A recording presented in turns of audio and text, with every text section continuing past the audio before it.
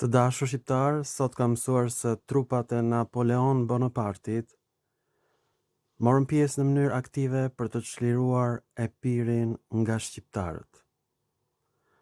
Kanë vrarë dhe kanë masakruar të gjithë shqiptarët, jo turqit, shqiptarët dhe pjesëtarët e familjes së Alipash Tepelenës. Ata kanë çliruar për disa javë Butrintin, ishin të sigurt që ishte qytetërim grek, kanë çliruar gjithashtu dhe Korfuzin nga shqiptarët. Alipash Tepelena arriti ta marri Butrintin, por jo Korfuzin. Dhe kanë mbajtur francezët deri në ditën e çlirimit të Greqisë nga Turqia, dhe planet ishin të tilla që e gjithë Shqipëria t'i jepi Greqisë nga Franca. Për të realizuar këtë plan, Napoleon Bonaparti ngriti arkeologjinë moderne. E përsëris, arkeologjia moderne europiane i ka rrënjët e saj në Francë, sepse Napoleon Bonaparti besonte që qytetërimi i lirë ishte qytetërim grek. Ju betohem. Kjo është arsye që është ngritur arkeologjia në Francë dhe në Europë. Arkeologjia moderne. Në momentin që ai u dha urdhër trupave franceze të çlirojnë Shqipërinë nga shqiptarët, që ai e quan Epir i lirë, sepse sipas dokumentave të autorëve antik nuk ka patur shqiptar në Epir. Epiri quhet Iliria e poshtme dhe Iliria e sipërme është gjithashtu greke sipas francezëve.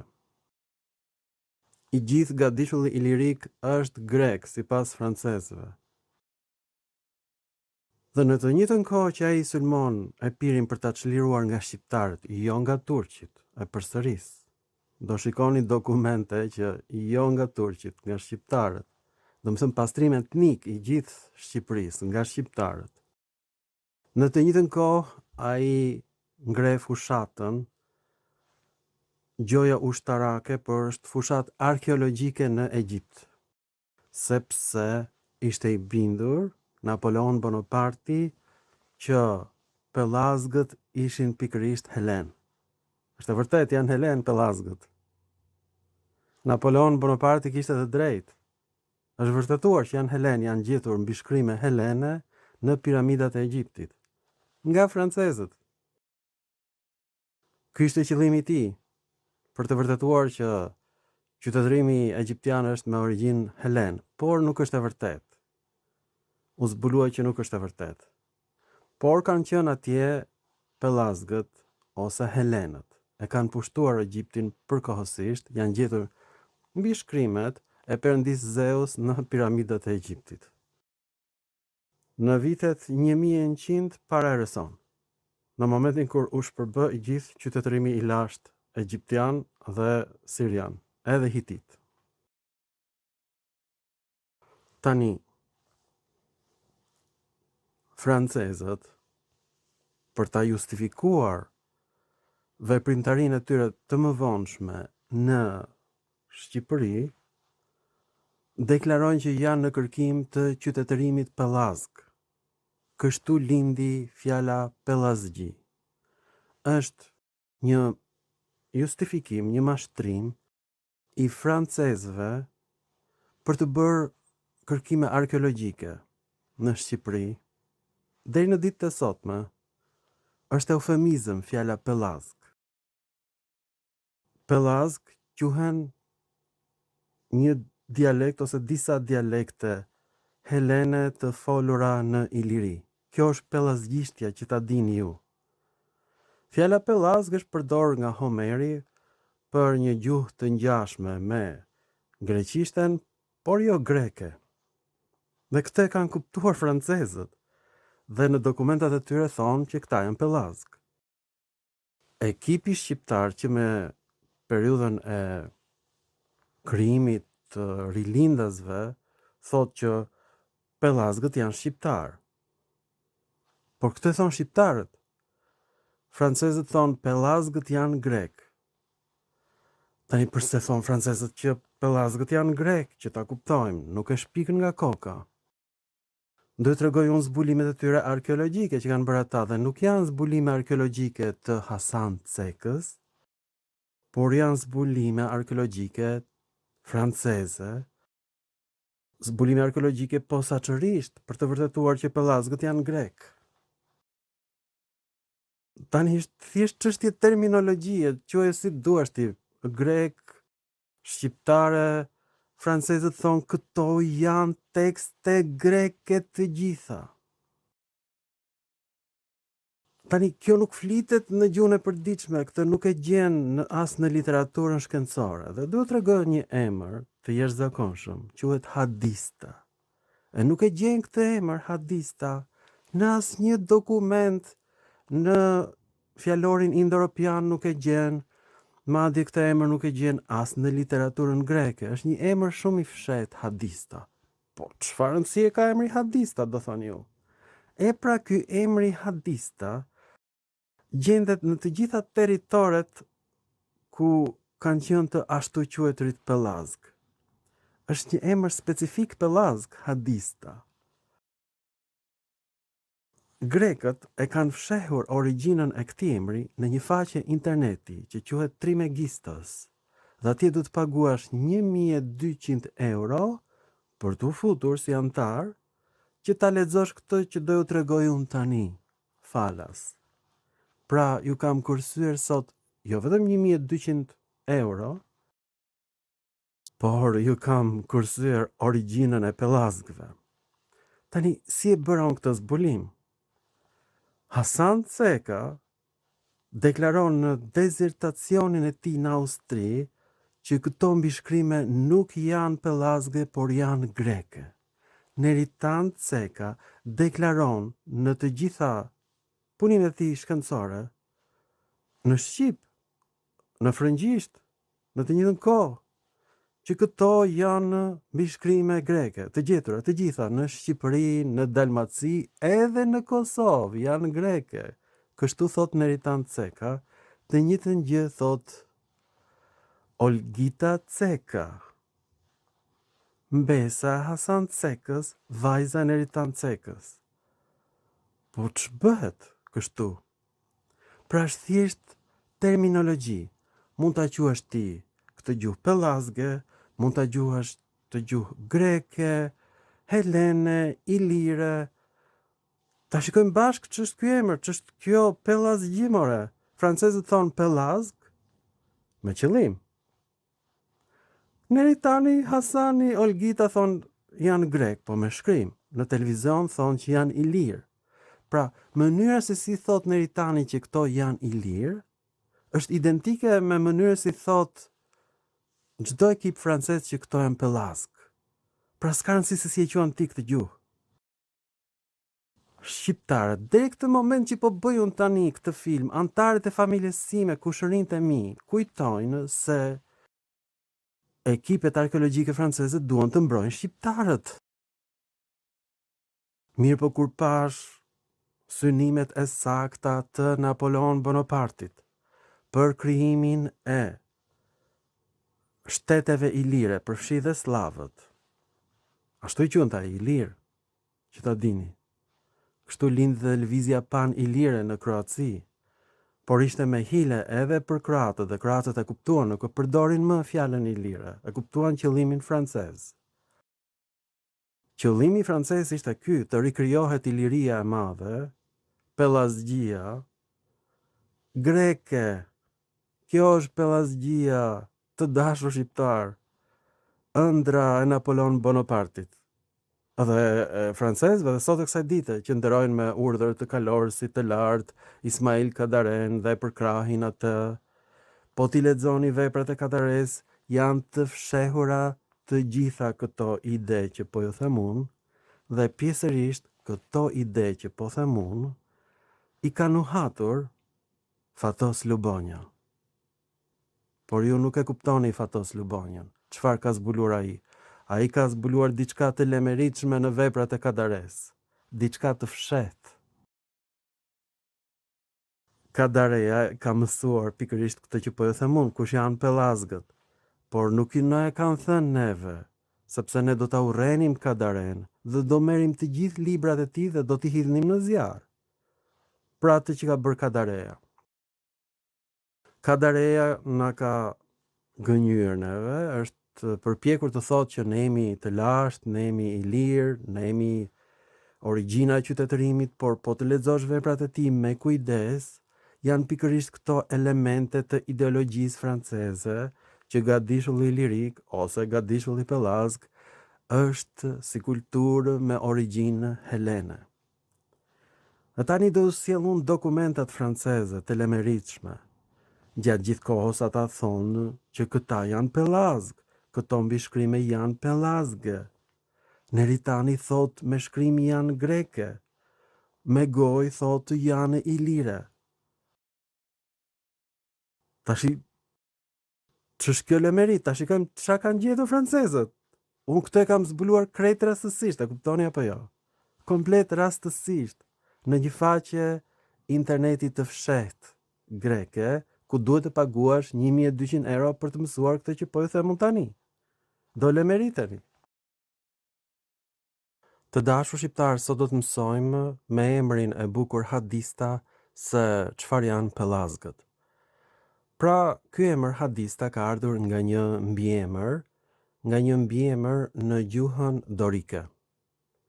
Kjo është gjuha e pellazgëve, të dashur shqiptar, gjuha e ilirëve, kjo është gjuha dorike. Ilirishtja, të dashur shqiptar, dhe kush e ka ditur këtë? Ekipi francez arkeologjik që i ka marrë për herë të parë direktivat ideologjike nga Napoleon Bonaparte, që ta dini ju, dhe këtë unë mësova sot kur po lexoja për historinë e Alipashtë të Pelenës, se si u masakruan shqiptarët nga trupat franceze dhe do ishin masakruar të gjithë, po t'i kishte lënë Anglia. Tani përse francezët janë kaq pro-grek? Tani, ata kanë ca arsye shumë të forta që do i kuptoni shumë shpejt. Pra francezët kanë gjetur këtë emër të bukur Pellazg, hadista. E përsëris, francezët thonë është emër Pellazg dhe tregojnë të gjitha dokumentet. Neritan Ceka këtë shkrim e quan grek, që ta dini, por në televizor thotë që ky është shkrim i lirë. Pra, ky emër hadista ka kuptimin i këndshëm, i ëmbël, është i dialektit dorik, është emër mbiemëror. Në gjuhën e Homerit është hedus, do thotë i ëmbël, në dialektin e Homerit ose dialektin jonik të folur në Azinë e Vogël. Tani, kjo ngjan shumë me fjalën shqipe i hidhun. Fatkeqësisht këtë nuk e di njeri, këtë e di vetëm unë. Dhe fjala shqipe i hidhun në anglisht do të ishte bittersweet, do me thënë i ëmbël dhe i hidhur në të njëjtën kohë, një fjalë që është krijuar nga antonimet, në gjuhën helene është vetëm i ëmbël, hedun. Mirë, po në gjuhën helene ka ndodhur një njëjtë ndryshim fonetik. Si në gjuhën shqipe, eja e gjatë nistore e dialektit të Atikës dhe ati jonik është bërë i në gjuhën helene dhe d-ja është bërë dh në gjuhën helene. Një fenomen i ngjashëm ka ndodhur me fjalën pordhi, e cila në gjuhën greke pontike është pordha dhe kështu është dhe në shqip. Pra d-ja bëhet dh në shqip dhe në greqishtën pontike dhe gjithmonë jep a në shqip dhe në greqishtën pontike dhe i në greqishtën e Atikës. Por fjala i hidhun është shumë e ngjashme me fjalën hidhun e greqishtës atike në rastin kallëzore. Ky është zbulimi im. Tani si e bëra këtë zbulim kaq të hatashëm, sepse fjala i ëmbël në shqip, në gjuhën sanskrite është i hidhur. Po ashtu edhe në disa variante pellazge, do ta shikojmë ne më vonë. E njëjta gjë ka ndodhur me fjalën i hidhun në rastin kallëzore e tmerrshme. Shikojeni me vëmendje këtë lemeri. Në gjuhën helene janë gjetur 25 dialekte të ndryshme. Këto quhen disa dialekte gjuhë pellazge, por janë dialekti aolik dhe dialekti dorik. Këto janë gjuhët pellazge, domethënë jo greke. Pra francezët quhajnë fjalë pellazge variantin hadus, që do thotë i ëmbël, variantin adus, aolik i ëmbël, dhe variantin vadus i ëmbël. Janë të gjitha dialekte pellazge. Pra, dialektet pellazge janë dialekte greke, që ta dini. Funksionojnë si gjuhët italike që janë variante të latinishtes. Pra, gjuhët pellazge ose dialektet pellazge funksionojnë siç janë sot frëngjishtja, spanjishtja, rumanishtja, variantet e latinishtes. Pra, këto janë variante të gjuhës nën helene. Pra, fjala e bukur helene hedus ka evoluar në shekullin e 4 të erës sonë në gjuhën greke koine në hidhys dhe pastaj ka ndodhur psilosis, ose zhdukja e hës nistore që ndodh vetëm në helenisht dhe në shqip. Për shembull, fjala hyll është bërë yll në shqip, si helios, elios në helenisht. Pra ky fenomen psilosis është zbuluar nga unë, dhe kjo ekziston në gjuhën shqipe dhe në gjuhën greke, jo në gjuhët e tjera, në këtë situatë, pra në këtë krijim fjale, të fjalës yll dhe të fjalës i hidhun. Pra edhe në gjuhën shqipe fjala i hidhun është zhdukur hëja nistore, i idhët, i idhun në dialektin e gegëve. Të njëjtat ndryshime fonetike kanë ndodhur në shqip edhe në greqisht të dashur shqiptar në shekullin e 4 të erës sonë. Kjo quhet greqishtja koine. Edhe gjuha ilire ka evoluar si një gjuhë koine, por këtë se di njeri, nuk e di as ekipi francez. Pra kjo fjalë do thotë i ëmbël. Është gjetur në gjuhën e Homerit, në Iliad dhe tek Odisea. Tani po të shikoni me vëmendje, në rastin kallëzore është hedun dhe është bërë hidhun në gjuhën greke, ashtu është dhe në shqip, i hidhun. Pra në shqip ky është mbiemër i rasës kallëzore një lloji si në helenisht. Ta shënojmë bashkë? Pra akuzativi është kallëzorja në helenisht dhe i njëjti fenomen ka ndodhur në helenisht dhe në shqip dhe këtë nuk e di njeri, nuk e di ekipi francez. E mësuat sot. Pra në gjuhën shqipe i hidhun do të thotë jo i ëmbël, në gjuhën helene i hidhun do thotë i ëmbël, e kundërta. Tani unë këtë e gjej si mbishkrim për herë të parë në Ballsh. Është zbulim i Neritan Cekës, Hasan Cekës, familja Ceka. Mirë po, nuk është zbulim i tyre. Si që shikoni, këtë e kanë zbuluar francezët në vitet 1920, e kanë mbajtur sekret dhe besonin që kjo ishte fjalë greke. E quajnë këtë pellazge, që të bindin shqiptarët për të bërë kërkime të tjera të mëvonshme. Dhe gjatë gjithë kohës, francezët përdorin fjalën pellazg.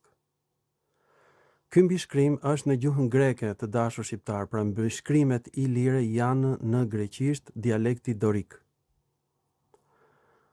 Ky është varianti në anglisht, hadista, pra është emri i një gruaje, ka kuptimin e ëmbël, e këndshme. Tani ky mbishkrim ka një problem sepse është helen, por nuk është tipik helen në të njëjtën kohë, pra prandaj quhet pellazg, sepse emri Hermodorus duhet ishte në rasën dhanore, kushtuar Hermodorusit. Mirë po në greqisht filloi të zhdukej rasa dhanore, siç e shikojmë, dhe pjesa tjetër, hadista, është përdorur në rasën kallëzore. Dhe këtu nuk është e qartë kush ka vdekur, Hermodorus apo hadista.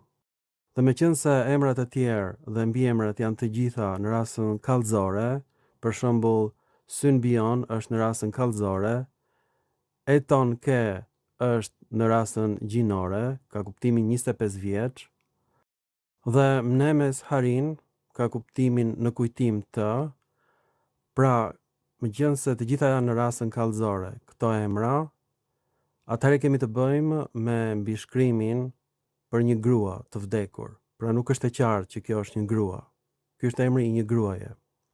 dhe ka vdekur në moshën 25 vjeçare sepse ke do të thot 25 vjeç në mbishkrimet e varreve helene. Pra ilirët flisnin helenisht. Ky është një shkrim i çuditshëm pellazg dhe Hermodoros do të ishte në rasën dhanore e cila zhduket në greqishtën e sotme. Pra në këtë mbishkrim vari vihet re një tendencë e helenishtes që do e eliminonte komplet rasën dhanore. Francezët nuk e kuptojnë këtë dhe nuk mund të kuptohet, nuk duket qartë se si është bërë si shkrim, prandaj quhet gjuhë pellazge, nuk është greqishta e pastër. Tani po ta shikosh me vëmendje gjuhën e Homerit, ai e përdor këtë rënjë dal nga dal me kuptim negativ, si folje. Me kuptimin jo i kënaqur, i pa kënaqur. Shikoni, është e shënuar me të verdhë. Pra nga fjala i ëmbël në gjuhën e Homerit fillon dhe përdoret me kuptimin jo i ëmbël, i pa kënaqur.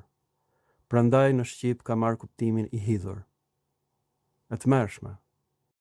Pra gjuha shqipe ka marrë ato kuptime që ka marrë edhe në dialektin jonik, nga kuptimi i ëmbël në diçka të pakëndshme, si në shqip i hidhur, jo i lumtur.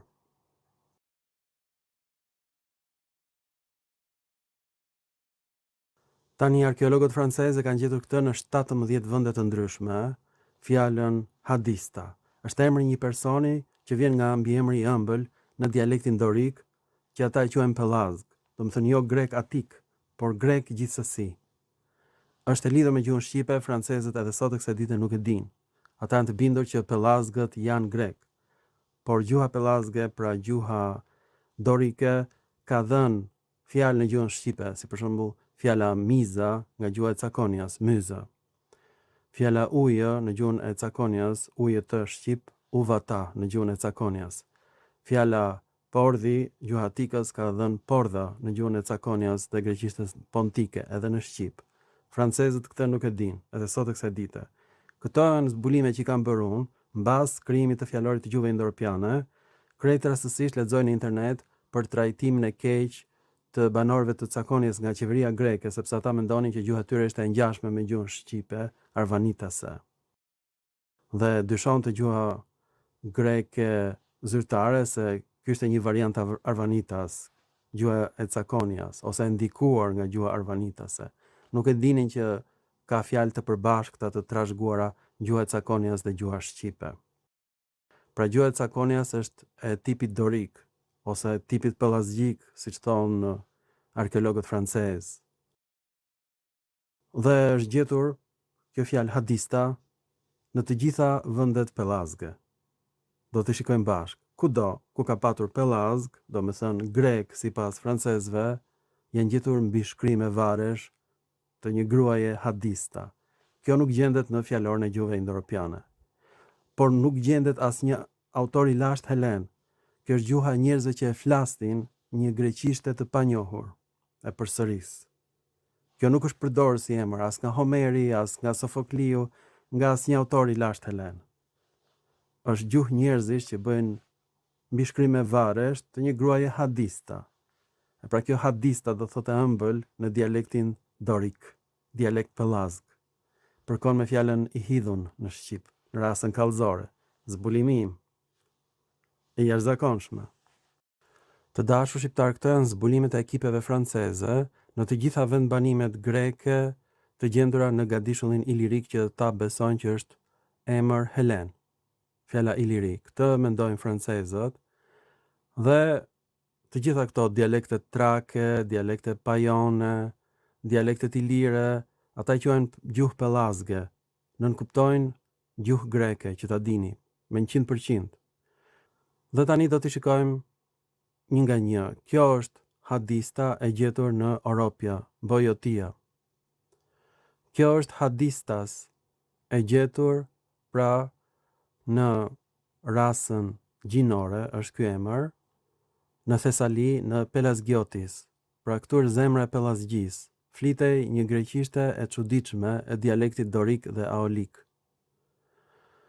Ky është një emër tjetër hadistas, me tekst helen kuptohet në Thesali, per Hayabia. Ky është një tekst i gjetur në Butrint, Otmer, Këtë e ka gjetur ekipi i dërguar i posaçëm i Napoleon Bonapartit, pikërisht ndërsa trupat franceze vrisnin shqiptarët e Alipash të Pelenos, ndërkohë ata u mblidhnin këto shënime për gjuhën pellazge. Dhe kështu ka mbetur ky emër Pellazg, pikërisht nga ky moment, kur ata pushtuan Butrintin. Këtu kemi në Epir, në Dalmacia, dhe këtu kemi përsëri në Epir, në Iliri dhe në Dalmaci emrin Hadista, bashkë me emrin Filista. Janë emra helen.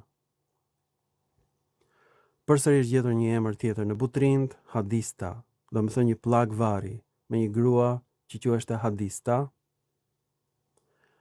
Një mbishkrim tjetër gjetur në Butrind, përsëri, një mbishkrim tjetër gjetur në Butrind, një mbishkrim tjetër gjetur në Butrind, të gjitha helene të dialektit dorik, mbishkrim tjetër gjetur në Butrind, dialekti dorik, mbishkrim tjetër i gjetur në Epidamnus, dialekti dorik, mbishkrim tjetër i gjetur në Dalmaci, dialekti dorik, mbishkrim tjetër gjetur në Beroja, në Maqedoni, dialekti dorik, pra kjo është gjuha pellazge.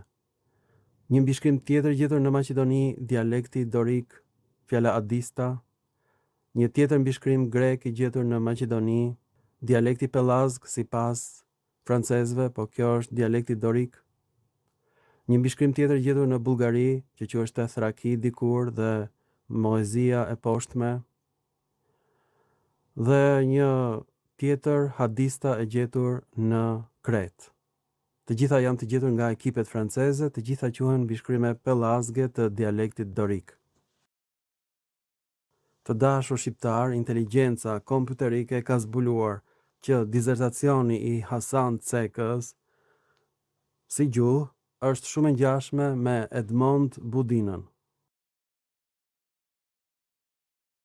Të dashur shqiptar, inteligjenca kompjuterike përdoret nga universitetet e botës për të parë nëse ti ke kopjuar punën tënde, dizertacionin tënd shkencor. Dhe inteligjenca kompjuterike ka zbuluar që vepra e Hasan Cekës, gjuha e tij, në veprat e tij ngjan me gjuhën e Edmond Budinës, arkeolog që ka punuar me Hasan Cekën. Dhe gjuha e Neritan Cekës në veprat e tij ngjan me gjuhën e Lazar Papajanit, gjithashtu minoritar, ka punuar bashkë me Neritan Cekën. Tani këtë mund ta vërtetoni dhe ju, të merrni artikuj të botuar nga Lazar Papajani dhe të krahasoni me kompjuter, me inteligjencën kompjuterike, me veprën e Neritan Cekës. Këtë mund ta bëjë çdo njeri sepse tani çdo njeri mund të hapi konto për inteligjencën artificiale dhe të krahasoj punët shkencore të dy shkencëtarëve, atij grek Lazar Papajanit dhe atij shqiptar Neritan Cekës. Ky është një tmerr shumë i madh. Pse? Sepse pikërisht pra, kjo është zbuluar në këtë mënyrë. Neritan Ceka në veprën e tij thot qartë, këto janë mbishkrime greke. Që këto janë mbishkrime greke, këtë e kupton vetëm një grek, po që di dhe shqip, sepse në greqishtën e sotme është zhdukur rasa dhanore. Pra vetëm një minoritar mund t'i bënte këto zbulime. Prandaj nuk kanë gjetur drejtim në rrymën shkencore të përgjithshme. Nuk gjenden këto në fjalorin e gjuhëve indo-europiane. Do t'rregojmë tani. Të dashur shqiptar, ky është fjalori origjinal i gjuhëve indo-europiane dhe këtu gjendet fjala hedus e gjuhës së Homerit, i ëmbël, dhe varianti dorik hadus, i futur pikërisht nga autorët francezë, por nuk gjendet hadista. E kuptoni apo jo? Nuk është futur këtu nga francezët. Tani këtë e kam bërë unë. Ta tregoj unë shtesat e mia. Kjo është pikërisht shtesa që kam bërë unë në fjalorin e gjuhëve indo-europiane. Është përkthyer në anglisht nga unë në vitin 2004 dhe është futur këtu pikërisht fjala e hidhët. Nuk e ka futur Jokli, e kam futur unë. Përkon me rasën kallëzore të helenishtes. Hedun që u bë hidhun. Ky ndryshim fonetik ka ndodhur në shekullin e 4 të erës sonë, i njëjti në shqip dhe në gjuhën helene. Këtë mbishkrim të gjetur nga Neri Tanceka e kam futur unë pra sot në fjalorin e gjuhëve indo-europiane. Këtë kam për sot. Pra ky nuk është në variantin e vitit 2004. Ta shohim sot datën.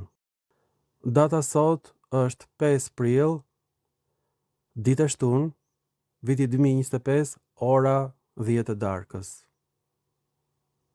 Sot, pikërisht, kam futur fjalën hadista, në fjalorin e gjuhëve indo-europiane ka kuptimin e ëmbël, e këndshme. Pra emri Pelazg Hadista njihet vetëm nga Edmond Budina, Lazar Papajani dhe arkeologët francezë që quajnë këtë gjuhë pelazgjike. Kjo është gjuha pelazge, dialekti dorik, ose dialekte të tjera jo të atikës, nga francezët. Këtë quajnë ata gjuhë pelazgjike. Këtu përfshihet her pas here edhe shqipja. Jo gjithmonë.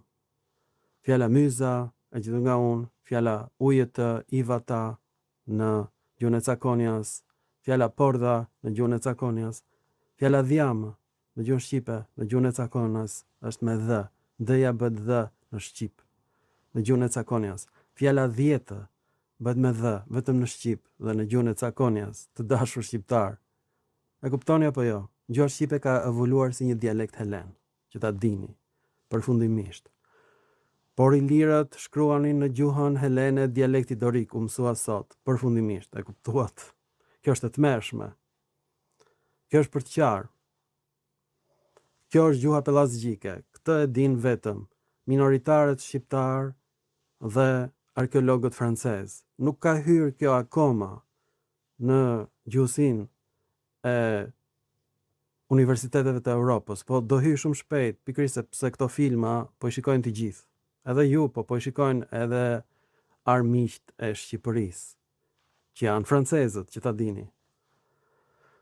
Po ata nuk besojnë që ne jemi pelazg, nuk besojnë që ne jemi pasardhës të ilirëve, sepse gjuha shqipe ka evoluar në një drejtim komplet tjetër, po disa fjali kemi të përbashkëta me gjuhën e Cakonjas. Vetë kryeqyteti i grekërve pontik ka qenë Arbanon, shqiponjë e bardhë. Edhe simboli tyre ishte shqiponjë bardhë argjenti me një kokë. Principata e parë shqiptare quhet Arbanon, me një shqiponjë të bardhë, me një kokë. Ky është emri shqiponjës, Arbanon. Ose Reja që është Alpa në gjuhën e hititëve, dhe evoloi kjo fjalë si një re e bardhë në shqiponjë të bardhë. Në gjuhën greke të dialektit pontik të dashur shqiptar. E të mërshme. Ky është emri albanëve, priftërinjve të reve, të shiut. Të merë o të merë. Kjo është gjuha ilire, variant i dialektit pontik, gjuhë e dialektit dorik, gjuha pelazge të dashur shqiptar. Ata shkruanin në një gjuhë greke. Ju falenderoj për vëmendjen dhe mirupafshim në filma të tjerë shkencor. Pra ky është filmi më i tmerrshëm që kam bërë deri tani, më i lemeritshëm, që provon që pelazgët shkruanin në greqisht, dialekti dorik dhe aolik.